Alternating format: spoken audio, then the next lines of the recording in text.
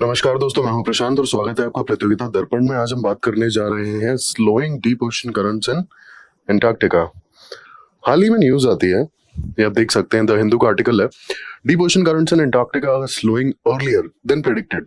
ये पता था कि ये स्लो होंगे जो भी डीप ओशन करंट्स है, due to the global warming as well as like melting of the glaciers. इनके स्लो होने की प्रेडिक्शंस पहले से ही थी, but these currents are slowing earlier as compared. तो ये न्यूज को थोड़ा सा देख लेते हैं। Recently deep ocean currents in Antarctica are slowing down earlier than predicted, potentially disrupting the overturning circulation. ये हमारा आज का सबसे इंपॉर्टेंट टॉपिक होगा। ओवरटर्निंग सर्कुलेशन पे बात करेंगे, ओशन सर्कुलेशन पर हम बात करेंगे, डीप ओशन करंट्स के बारे में थोड़ा सा जानेंगे, और जो ग्लेशियर मेल्टिंग से किस तरीके से ये जो करंट्स हैं, डीप ओशन करंट्स, किस तरीके से ये अफेक्ट हो रहे हैं वो देखेंगे। The slowdown in circulation and declining of the oxygen levels in the deep ocean have been observed, indicating significant changes in the Antarctic deep ocean over the past 3 decades. Consequences, अब ये जो consequences होंगे this slowing down of the deep ocean currents, ये होंगे कि जो overturning circulation है ये अफेक्ट होगा, और साथ के साथ क्योंकि ग्लेशियर्स मेल्ट हो रहे हैं एंटार्क्टिक में, तो ओवरऑल जो फर्क पड़ेगा, overall overturning circulation will be affected. तो आइए जानते हैं। अब ओवरटर्निंग सर्कुलेशन की बात कर लेते हैं। ओवरटर्निंग सर्कुलेशन सबसे इंपॉर्टेंट चीज है क्या है, इसके इंपैक्ट की बात तो हम बाद में करेंगे। ये है basically it is a global network of ocean currents which redistributes the heat, carbon and the nutrients across the world's ocean. In Antarctica, it involves sinking of dense oxygen-rich water from the surface. It spreads along the sea floor and slow rise in distant regions. अब ये हमने देखा overturning circulation. अब इसको हम थोड़ा सा detail में समझ लेते हैं। बेसिकली यहाँ हम 2 रीजन्स को देखेंगे। ये आपका जो है, ये आपका पोलर रीजन, फॉर एग्जांपल यहाँ पे हम एंटार्क्टिका की बात कर रहे हैं, और ये आपका होगा इक्वेटर। ठीक है। अब यहाँ पर क्या होगा पोलर रीजन्स में कि जो टेम्परेचर है, यहाँ टेम्परेचर काफी लो होता है, और क्योंकि यहाँ पर आइस फॉर्मेशन हो जाती है, एग्जाम्पल के लिए आपका ग्लेशियर है, तो जो आइस फॉर्मेशन के कारण जो टॉप लेयर होती है पानी की, top layer of the sea water, ये जो टॉप लेयर है, इस टॉप लेयर की density as well as temperature काफी डाउन हो जाता है। अब ऑब्वियस ही बात है कि जब ओवरऑल टेम्परेचर वहां पे काफी कम है, सब जीरो है, और जो ग्लेशियर्स में आइस फॉर्मेशन हो रही है, तो जो टॉप लेयर है उसका भी तो टेम्परेचर कम ही होगा, और टेम्परेचर अगर कम होता जाएगा पानी का, सी वाटर का आई मीन, तो उसकी डेंसिटी पे भी फर्क पड़ेगा, वो और ज्यादा डेंस हो जाएगी। एंड एज वी नो कि सी वाटर है कहीं ना कहीं सलाइन या फिर सैलिनिटी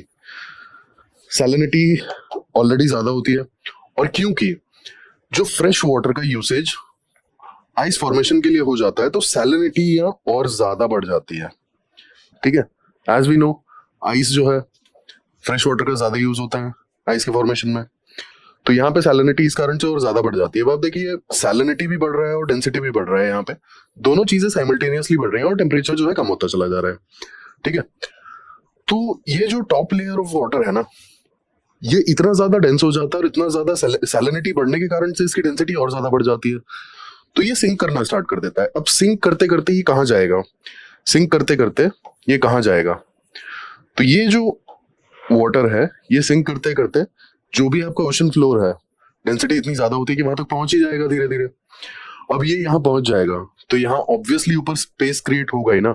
उस स्पेस को जो ऑक्यूपाई करेगा, वो कंपैरेटिवली लेसर जो पानी होगा, वो कंपैरेटिवली लेस डेंस होगा सबसे पहले तो।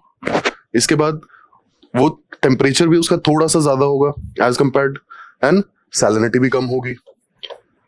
तीनों चीजें जस्ट अपोजिट हो जाएंगी, डेंसिटी कम, सैलिनिटी कम, टेम्परेचर ज्यादा, and that top surface sea water इसकी जगह ले लेगा। अब यहां से जो पानी रिप्लेस होगा, उसकी जगह इक्वेटर से आने वाले पानी ने लेनी है। किस तरीके से लेनी है, इक्वेटर का जो पानी होगा उसका टेम्परेचर और भी ज्यादा होगा, टेम्परेचर ज्यादा होगा, वार्म होगा, डेंसिटी कम होगी, सैलिनिटी भी कंपैरेटिवली कम होगी, तो वो पानी इस पानी की जगह ले लेगा। तो हमने ये तीनों चीजें समझी कि किस तरीके से ये साइकिल चलता है। यहाँ पे पोल पे, ये अंटार्कटिका की हम बात कर रहे हैं फिलहाल, दिस इज पोल और अंटार्कटिका, जो भी आपके पोलर रीजन है, तो यहाँ पे पानी डेंस होता है, सैलिनिटी बढ़ती है, वो डीप वाटर्स की तरफ चला जाता है, सिंक कर जाता है, उसकी जगह लेता है comparatively lesser dense as well as lesser saline sea water, और उसकी जगह भी तो कोई लेगा ना ऑब्वियसली। अगर यहाँ पे स्पेस क्रिएट होगा तो अपवेलिंग तो नहीं होगी ना, क्योंकि पानी ऑलरेडी, मैं आपको बताऊंगा अपवेलिंग क्यों नहीं होगी, बट यहाँ अपवेलिंग नहीं होगी, तो यहाँ इक्वेटर की तरफ से जो पानी आता है which is much warm and lesser saline, तो वो जो सी वाटर है टॉप सरफेस पे वो उसे रिप्लेस कर देगा इस वाले पानी को। तो इस तरीके से ये कन्वेयर बेल्ट बन जाएगी। अब आप अगर इसे थोड़ा सा क्लियरली देखें तो हम यहां देख लेते हैं, ये जो कन्वेयर बेल्ट है इस तरीके से कुछ कन्वेयर बेल्ट बन जाएगी। यहाँ पे यहां कहीं पे हमारा सिंकिंग होता है, ये हमारा पोल है, ये हमारा इक्वेटर है, और ये जो यहाँ पे पानी सिंक हुआ, सपोज हम पैकेट्स में ले लेते हैं, तो इस वाले पैकेट ने जो वाटर पैकेट है इसको रिप्लेस करके इसने इसकी जगह ले ली। यहाँ पे एक और पैकेट है मच वार्म लेसर डेंस, वो यहाँ पे आ जाता है, और ये जो पोलर वाला है, पोलर का जो वाटर पॉकेट है, ये तो ऑब्वियसली सिंक कर रहा है क्योंकि इसकी डेंसिटी बहुत ज्यादा है। तो इस तरीके से होते होते होते कंटिन्यू यहाँ वाला जो पानी है जो एक समय पे इक्वेटर पे था, वो शिफ्ट करते करते करते करते and it comes to the pole. यहाँ आते आते इनका टेम्परेचर हो जाता है बहुत डाउन, और जब ये पोलर रीजन में होता है तो इसका टेम्परेचर भी कम होता चला जाएगा, एंड इसकी डेंसिटी बढ़ती चली जाएगी, एंड सैलिनिटी बढ़ती चली जाएगी, और एक सर्टेन टाइम पर आकर के ये वाटर सिंक करना शुरू हो जाएगा, और ये डीप वाटर में आके यहाँ कहीं पे रुकेगा। ठीक है, अब यहाँ पे ओशन फ्लोर है, अब यहाँ से कहाँ जाएगा, तो अब आइए यहाँ पर इक्वेटर पे हम चलते हैं। इक्वेटर पे ऑब्वियसली बात है कि पानी यहाँ से जो रिप्लेस होगा जो इस वाले वाटर पैकेट की जगह ले रहा है, तो यहाँ पर होती है फिर अपवेलिंग, नीचे से जो पानी है वो ऊपर आता है। ठीक है, और क्योंकि ये कंपैरेटिवली यहाँ पे ठंडा होगा, नीचे से आ रहा है, अब यहाँ जो नीचे से पानी आ रहा है तो यहाँ पर स्पेस क्रिएट होगा, तो उस पानी की जगह यहाँ पर जो पानी अवेलेबल होगा वो चला जाएगा, और यहाँ पर जब स्पेस क्रिएट होगा तो इस पानी की जगह जो ये पोलर रीजन में वाटर सिंक किया था वो ले लेगा। तो ये हमारा पूरा साइकिल बन गया, यहाँ से सिंकिंग होती है, यहाँ से मूव करते करते यहाँ पोलर रीजन पे आके अपवेलिंग हो जाती है, पोलर रीजन से दोबारा। तो ये जो साइकिल है यही है ओवर टर्निंग सर्कुलेशन। ये जो साइकिल है this is called over turning circulation. अब इसके हम फायदे अगर देखें क्यों जरूरी है ये, तो ओवर टर्निंग सर्कुलेशन जो है सबसे इंपॉर्टेंट चीज, redistribution of the heat, carbon and the nutrients. अब हमने देखा किस तरीके से इक्वेटर से जो वार्म वाटर्स हैं वो ट्रैवल करते करते पोल्स तक पहुंच जाते हैं, और ये जो पानी है ये तो वार्म है और यहाँ पे कोल्ड एंड डेंस है। तो ऑब्वियसली बात है कि क्या हो रहा है, सबसे इंपॉर्टेंट चीज हीट का डिस्ट्रीब्यूशन। दूसरी बात है कि कार्बन या फिर ऑक्सीजन का भी डिस्ट्रीब्यूशन है। अब यहाँ पे पोलर पे क्या होता है कि जो सरफेस वाटर है obviously it's high in oxygen, और ऑक्सीजन क्योंकि यहाँ पे कंटेंट काफी ज्यादा है और ये पानी सिंक कर रहा है, so it is beneficial for the marine life which is oxygen dependent. तो ये हमने देखा हीट के अलावा कार्बन का जो डिस्ट्रीब्यूशन है। Then lastly nutrients. अब न्यूट्रिएंट्स क्योंकि डीप वाटर में काफी ज्यादा न्यूट्रिएंट्स होते हैं due to the contact with the rocks and the other things, तो जब ये इक्वेटर पे जाके अपवेलिंग होगी तो ऑब्वियस सी बात है कि काफी सारे न्यूट्रिएंट्स लेकर आएगा। और दूसरी बात, यहाँ से जब पोल्स पर पानी सिंक किया था, जहां पे सी वाटर की सिंकिंग स्टार्ट हुई थी, तो यहाँ से ट्रैवल काफी लंबा हो जाता है, काफी ज्यादा डिस्टेंस ट्रैवल करके ये मतलब ऑलमोस्ट थाउजेंड्स ऑफ किलोमीटर चलने के बाद ये पानी की अपवेलिंग स्टार्ट होती है। यहाँ हमने बहुत सिंपल तरीके से देख लिया कि इक्वेटर पर आके होता है, लेकिन ऐसा नहीं होता, ये बीच बीच में इसकी अपवेलिंग होती रहती है, काफी मतलब 1000-2000 किलोमीटर के बाद इसकी अपवेलिंग धीरे धीरे स्टार्ट हो जाती है। तो अब क्योंकि ये इतने सारे रीजन से होके आ रहा है तो ऑब्वियस सी बात है कि अलग अलग रीजन के अलग अलग न्यूट्रिएंट्स होंगे due to the soil and the deep ocean and vegetation, जो भी यहाँ पे मैरीन लाइफ होगी उसके कारण से अलग अलग न्यूट्रिएंट्स होंगे। तो ये जब अपवेलिंग होगी ना, तो ये जो पानी होगा, जो सी वाटर होगा, it is enriched with the different nutrients. ठीक है, तो ये हमने देखा कि किस तरीके से ये पूरा कन्वेयर बेल्ट मैकेनिज्म काम करता है. In polar regions, surface water cools down due to the lower temperature and exposure to the frigid air masses. ये हमने पूरा देख लिया. Due to the cooling of sea ice and fresh water is extracted from surrounding sea water, increase in salinity and density. High salinity और high density के कारण से sinking हो जाती है. Sinking होने के बाद जो denser water sink करता है, यही drive करता है deeper arm को, जो कि overturning circulation का है, यानी कि जो bottom of the surface पर, sea surface पर है. तो इस वाले आर्म को, ये वाला जो सिंकिंग पार्ट है, यानी कि यहाँ पर पोल्स पर जो पानी सिंक कर रहा है, that is driving this sea surface bottom branch of the overturning circulation. Then अब इसकी इंपॉर्टेंस पर हम बात कर लेते हैं. Overturning circulation plays a crucial role in maintaining the climate stability. As I already told you कि जो इक्वेटर पे वार्म वाटर है, that is coming towards the poles, and poles highly cold sub 0 degree temperature. तो आप देखिए climate stability यहाँ पे कैसे आ रही है. Obviously rate distribution of the heats. अब ये जो वार्म वाटर करंट्स है ना, स्पेसिफिकली अगर हम बात करें यूरोपियन रीजन्स की, तो due to these warm water currents, जो वेस्टर्न यूरोप है विंटर्स में कंपैरेटिवली वार्म रहते हैं, जितनी हार्शर कंडीशंस होती है ना उस लैटिट्यूड्स पे, बट ये वार्म वाटर करंट्स कहीं ना कहीं क्लाइमेट स्टेबिलिटी प्रोवाइड करते हैं. दूसरी बात, क्लाइमेट स्टेबिलिटी का एक और पॉइंट ये है कि जितने भी सरफेस पे पानी होता है, like sea water we are talking about, so sea water on the surface do absorbs carbon dioxide.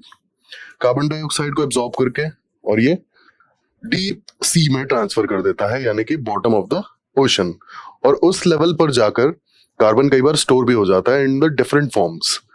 तो ऐसे भी क्लाइमेट स्टेबिलिटी प्रोवाइड करता है. अब सोचिए कि कार्बन जो है डिसॉल्व हो जाता है in the top sea level, और ये डीप सी में ट्रांसफर हो जाता है up to the bottom of the ocean. तो यहाँ पे सी सरफेस, अर्थ सरफेस पे क्या फर्क पड़ रहा है? कार्बन डाइऑक्साइड की क्वांटिटी कम हो रही है, और कम हो रही है तो carbon dioxide is obviously green house gas. If a green house gas is being reduced from the atmosphere, what will happen? Obviously जो वार्मिंग है, ग्लोबल वार्मिंग भी कह सकते हो, जो वार्मिंग है due to the green house effect, वो कम होगी. अब ऑब्वियसली अगर ग्लोबली CO2 का जो क्वांटिटी है वो कम हो रही है इस सर्कुलेशन की वजह से, तो ऑब्वियसली बात है कि जो ओवरऑल ग्लोबल वार्मिंग पर भी फर्क पड़ेगा. वो भले 0.01 डिग्री सेल्सियस ही क्यों ना हो, बट क्योंकि ग्रीन हाउस गैस इफेक्ट के कारण से भी तो हीटिंग बहुत ज्यादा होती है ना. तो ये then second point, it facilitates the transport of heat, carbon and nutrients, influencing the planet's climate system. अब obviously बात है कि heat, carbon as well as nutrients, how it will affect the planet's climate system. तो हमने बात की थी western Europe के बारे में. Due to the warm ocean currents की वजह से वेस्टर्न यूरोप में विंटर्स के टाइम पे बहुत हार्श क्लाइमेट नहीं होता है. अब आप अगर देखेंगे, there is a similarity, like western Europe की कुछ countries as well as Siberia, ये कहीं ना कहीं like they are located on the same latitudes. इसके बावजूद भी साइबेरिया में क्लाइमेट बहुत ज्यादा हार्श होता है, और यहाँ पर वेस्टर्न यूरोप में due to the warm ocean currents climate उतना हार्श नहीं होता है. एटलीस्ट विंटर्स में यहाँ पे रहा जा सकता है. These are liveable. फिर carbon as well as nutrients we already discussed. Then it supplies the oxygen to the deep ocean needed to support the marine ecosystem. Obviously बात है, अब जो भी मैरीन इकोसिस्टम या जो भी मैरीन लाइफ है, ऑक्सीजन पे वो डिपेंडेंट है. और ऑक्सीजन ऑब्वियसली यहाँ पर आती कैसे है? जब पोलर एरियाज में वाटर सिंक करता है which is rich in oxygen, तभी तो डीप ओशन में जाके ऑक्सीजन पहुंच पाती है. और ये बहुत सारी मैरीन लाइफ ऐसी है जिसके लिए deeper ocean are like suitable. ये शायद अपर पार्ट में ओशन के लाइक कम हाइट्स पर नहीं आ सकती है. इनको इतना ज्यादा प्रेशर में रहने के लिए लाइक बन चुके होते हैं ये लोग, क्योंकि डीप सी में बहुत ज्यादा हाई प्रेशर होता है, और ये जो मरीन लाइफ है ये एक्लाइमेटाइज कर जाती है इस हाई प्रेशर को. तो ये लेसर प्रेशर या फिर लोअर हाइट्स पे नहीं आ पाती है, ये बहुत ज्यादा डेप्थ में ही रहती है. और इस डेप्थ पे ऑक्सीजन कैसे जाएगा? अगर ये सिंकिंग नहीं होगी पोलर एरियाज में सी वाटर की, तो how will like oxygen will be transferred to such depth? This is the only way. और ये जो मरीन लाइफ है ऑक्सीजन पर अगर डिपेंडेंट है तो यही तरीका है, अदरवाइज और कैसे यहाँ पर ऑक्सीजन पहुंचेगी। अब इसके इम्पैक्ट की अगर हम बात कर लेते हैं तो due to slow down of deep ocean currents climate stability का सबसे बड़ा सवाल उठता है। क्लाइमेट स्टेबिलिटी एज इन जो कार्बन डाइऑक्साइड है, ओशन की जो कैपेसिटी है कार्बन डाइऑक्साइड को कैरी करने की, अगर ये ओवरटर्निंग सर्कुलेशंस जो हैं ये स्लो डाउन होते हैं। बेसिकली यहाँ पे हमने जो बात की थी कि deep ocean currents are slowing down. अब डीप ओशन करंट्स अगर स्लो डाउन हो रहे हैं तो ऑब्वियस सी बात है कि सरफेस ओशन करंट्स भी स्लो डाउन होंगे, और अगर ये भी स्लो डाउन होंगे इन फ्यूचर तो ओवरऑल ओवरटर्निंग सर्कुलेशन ही स्लो डाउन होगा ना। और अगर ये स्लो डाउन हो जाता है तो जो कार्बन की कैपेसिटी है हाल फिलहाल में ओशन की, वो ऑब्वियसली बात है कम हो जाएगी। ये जो आपका सर्कुलेशन का स्पीड है, ये आपका सरफेस हो गया, ये आपका डीप ओशन हो गया। तो यहाँ पे अभी जिस लेवल पे लाइक एमिशंस हो रहे हैं और जिस लेवल पे ये एब्जॉर्ब कर लेता है ओशन, उस लेवल पे नहीं कर पाएगा ना अगर सर्कुलेशन जो है उनकी अगर स्पीड स्लो हो रही है तो। और ऑब्वियसली बात है कि अगर कार्बन डाइऑक्साइड का जो भी एब्जॉर्प्शन यहाँ पर होता है ओशन में, ये अगर नहीं होगा सेम पेस पे और इसकी कैपेसिटी कम हो जाती है तो it will green house effect, ये सबसे बड़ा प्रॉब्लम हमारे लिए खड़ा हो जाएगा। क्योंकि ऑब्वियसली बात है कि carbon dioxide is a green house gas, और ग्रीन हाउस गैस का अगर क्वांटिटी बढ़ जाता है एनवायरनमेंट में तो ऑब्वियसली बात है कि जो हीटिंग इफेक्ट्स हैं वो और ज्यादा होंगे और ग्लोबल वार्मिंग और इंटेंसिफाई हो सकती है। ठीक है, तो ये एक रीजन था। और इसके बाद दूसरा जो इम्पैक्ट होगा कि ऑक्सीजन सप्लाई डिक्लाइन कर जाएगी, और जो भी मरीन लाइफ उस पर डिपेंडेंट है, ऑब्वियसली बात है जो मरीन इकोसिस्टम है वो हैम्पर होगा, उस पर काफी सारे इफेक्ट्स देखने को मिलेंगे। देन मेल्टिंग ऑफ आइस की यहाँ पर अब हम बात कर लेते हैं कि मेल्टिंग ऑफ आइस किस तरीके से ओवरटर्निंग सर्कुलेशंस को इम्पैक्ट कर रही है। Melting Antarctica is disrupts formation of the Antarctic bottom water, making surface waters fresher and less dense, impeding their sinking. यहाँ पर ऑब्वियसली बात है कि जब ग्लेशियर मेल्ट करेगा तो जो टॉप वाटर है इसकी डेंसिटी हमने देखा था कि बहुत हाई होती है पोलर रीजन्स में। ठीक है, एज वेल एज सैलिनिटी बहुत हाई होती है। एंड ग्लेशियर्स अगर मेल्ट करते हैं तो बहुत सारा फ्रेश वाटर इनटेक आएगा तो डेंसिटी थोड़ी डिक्लाइन होगी एंड सैलिनिटी डिक्लाइन होगी। और जब ये salinity as well as density दोनों डिक्लाइन हो जाएंगी due to the intake of the fresh water, obviously बात है कि जो अभी हमने ही देखा था circulation deep water as well as ocean surface water, तो ये जब सिंक ही नहीं करेगा तो ये जो डीप वाटर है ये आगे कैसे बढ़ेगा, और यहाँ पे अपवेलिंग कैसे होगी, और यहाँ पे स्पेस कैसे क्रिएट होगा, इक्वेटर्स की तरफ से पानी यहाँ पर कैसे आएगा और कैसे उसे रिप्लेस करेगा पोलर वाटर को। ऑब्वियसली बात है कि ये जो पूरा सर्कुलेशन है ये स्लो पड़ जाएगा, रुक जाएगा। Then this disruption weakens the overturning circulation obviously we saw, and further diminishing the oxygen supply to the deep ocean. अब अगर यही केस चलता रहेगा तो करंट्स सिर्फ स्लो हुए हैं, ग्लेशियर मेल्टिंग की वजह से और ज्यादा ये सर्कुलेशन स्लो पड़ जाएगा। Replacement of bottom water with warmer oxygen depleted water, then what will happen, oxygen depleted तो है ही, और अगर ये है तो जो मैरीन लाइफ है वो जो भी डेप्थ पर है, डीप सी वाली मैरीन लाइफ है, उस पर काफी ज्यादा इफेक्ट पड़ेगा। देन राइजिंग सी लेवल्स, ये एक बहुत बड़ा इशू हो जाएगा। जितने ग्लेशियर्स मेल्ट करेंगे उतने ज्यादा सी लेवल्स बढ़ेंगे। अब यहाँ पे सी लेवल बढ़ने का एक रीजन और भी आ जाता है जब ग्लेशियर्स मेल्ट करते हैं तो, कि जो एल्बिडो इफेक्ट होता है ना ग्लेशियर्स का, suppose this is incoming solar radiation, this is outgoing, तो ये बहुत ज्यादा होता है ग्लेशियर्स के केस में। बट अब यहाँ पर ग्लेशियर्स नहीं है तो क्या है, सिर्फ सी, तो ये आएगा तो, लेकिन जिस लेवल पे सोलर इंसोलेशन हो रहा है उस लेवल पे वापस नहीं जा रहा है, और कहीं ना कहीं ये सी वाटर का टेम्परेचर धीरे धीरे बढ़ता रहेगा। दूसरी बात, यहाँ पे एक और जो बड़ा प्रॉब्लम है सी लेवल राइज का विद द राइजिंग टेम्परेचर, वो ये है कि वाटर का थर्मल एक्सपेंशन होता है, और थर्मल एक्सपेंशन मतलब वाटर का वॉल्यूम बढ़ेगा थर्मल एक्सपेंशन की वजह से। अगर टेम्परेचर अगर पानी का राइज कर रहा है, ये एक सर्टेन क्वांटिटी है पानी की, उसका अगर टेम्परेचर बढ़ जाता है तो उसका वॉल्यूम थोड़ा सा बढ़ जाएगा। तो ऑब्वियस सी बात है कि अगर इस पर्टिकुलर वॉल्यूम पे, किसी पर्टिकुलर वॉल्यूम पे ये सी लेवल है, वॉल्यूम बढ़ेगा तो वो भले ही कुछ फ्यू मिलीमीटर्स या सेंटीमीटर्स में हो, लेकिन सी लेवल तो बढ़ेगा ही ना, ऑब्वियस सी बात है। ये हमने बात की सर्कुलेशन के ऊपर और क्या इसके इम्पैक्ट्स होंगे। ऐसे इन्फॉर्मेटिव वीडियोस के लिए हमारे साथ जुड़े रहिए। Thank you, thanks for watching.